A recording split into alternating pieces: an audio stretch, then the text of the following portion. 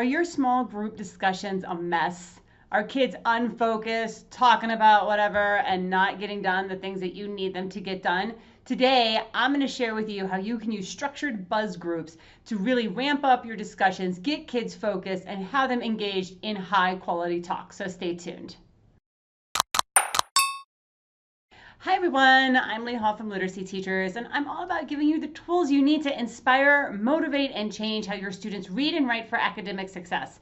If you're new here, this is the place to come to get tips to improve your literacy instruction so that your students improve their academic literacy abilities.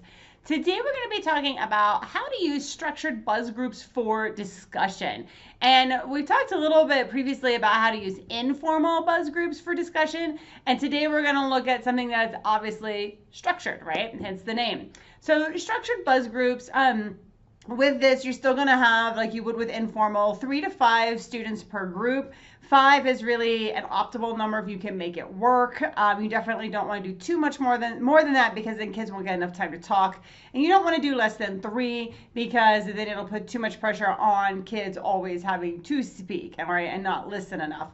So you're going to put your 3 to 5 students in a group them however you want, whatever works best for you. And then you're going to give students a set of questions, all right? This could be related to a reading, could be related to a video, whatever you need it to be related to, but give them questions. And you will adjust the amount of questions, obviously, based on your needs, the age of your students, your goals, what they're capable of doing, but somewhere in the neighborhood of 3 to 5 is plenty.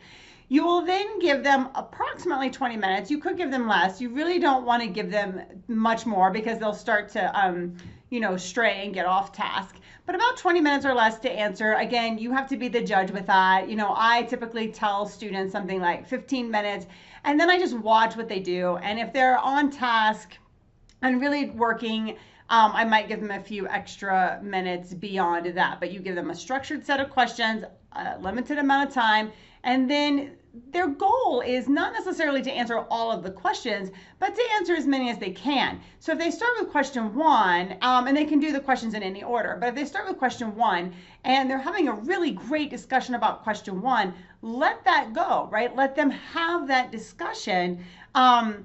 If it starts to sort of peter out, then obviously they should naturally shift to a different question, or you can push them in that direction. But the goal isn't necessarily to answer all of the questions, but to have a discussion about at least one question for an extended period of time. All right. They are going to record their answers. They're going to write them down, whatever they want to do there. So if you give them 20 minutes of time, you want to at least reserve that last 5 minutes where you're directing them to make sure they've recorded whatever it is that they want you to see. All right, then when time's up, they turn in the answers, or you can have a whole class discussion about it, or both, however you want. And that is a structured buzz group. Now, why do you want to do this? All right, first of all, it gives the group a really focused agenda.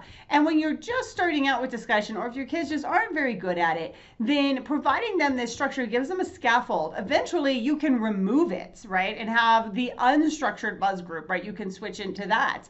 Or this is something that you can just periodically do, right? You can throw this in and mix it up, and it breaks up the monotony. It breaks up the routine of how you might normally do things. That's always a good opportunity as well. All right, so thanks for watching, and don't forget to subscribe so that you can catch all of my videos. And while you're at it, head down to the discussion, to the comment section, and let's talk. How do you use, small group discussions in your classroom? Have you used buzz groups, either structured or informal? How do they work for you? How do they work for your students? Share your questions so we can help and support one another as we inspire, motivate, and change how students read and write for academic success.